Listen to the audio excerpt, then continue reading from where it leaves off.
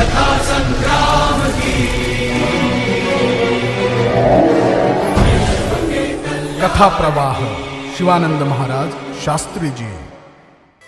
आज आपण जर एखाद्या साधूच्या जवळ गेलो, आज या युगामध्ये सज्जन हो माणसं एखाद्या साधू जवळ जर गेले तर गेल्याबरोबर पहिला प्रश्न विचारतात माणसं, महाराज आमच्या घरी समाधान कशानं लाभल, आमच्या घरामध्ये धनधान्य संपन्नता कशानं येईल, घरामधला तंटा कलह भांडण कधी संपून जाईल, आमची फॅक्टरी चांगली कशी चालेल, आमचं दुकान चांगलं कसं चालेल, आम्ही कोट्याधीश कसे होऊ, आम्हाला श्रीमंत बनायचे आम्ही काय करावं, असे प्रश्न आमचे संताच्या जवळ गेल्यावर असतात.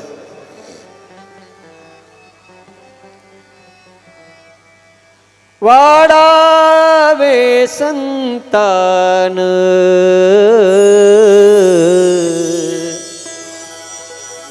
गृही व्हावे धन धान्य.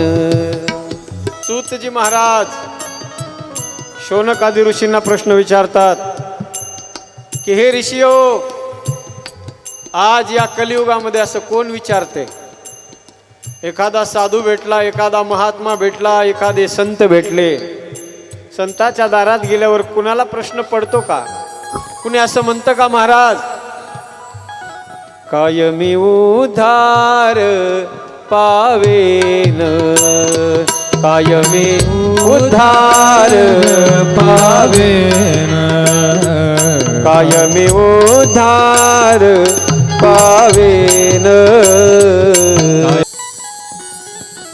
सांगा मला, कुणी कधी करतं का असा प्रश्न?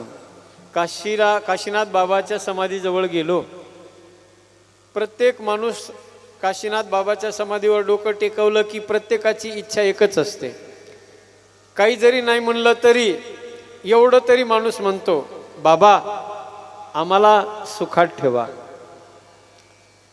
आमच्या जीवनात सुख मिळू द्या, आमच्या जीवनात समाधान मिळू द्या. सज्जना हो, संतांच्या दरबारात गेलो, हनुमंतरायाच्या मंदिरात गेलो तरी आपण हेच म्हणतो ना.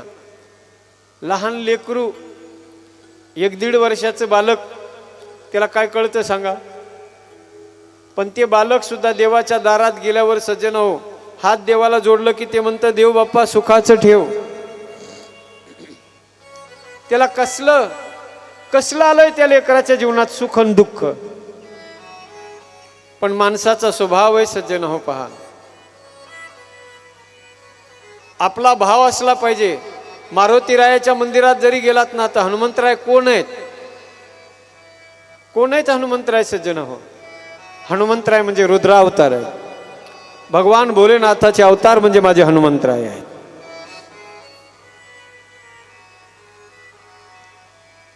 हनुमंतरायाची जरी भक्ती केली तर शंकराची भक्ती आपल्याला प्राप्त होणार आहे, आणि हनुमंतरायाची भक्ती केली तर ती रामाची भक्ती आपल्या जीवनात मिळणार आहे आपल्याला.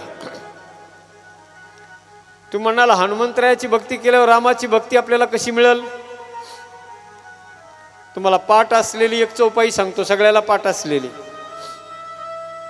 तुम रे भजन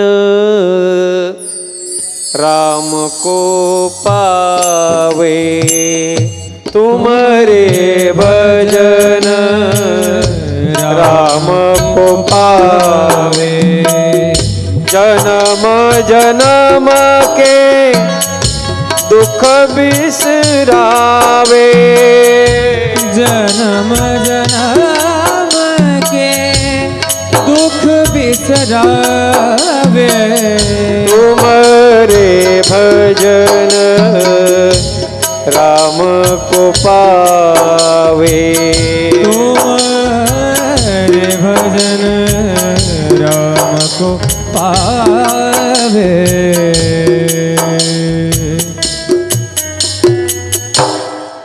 जय हो. हनुमान चालीसा कोण कोण म्हणतं? हातवर करा बरं. तुमच्या जिल्ह्याने हनुमान चालीसा फेमस केली.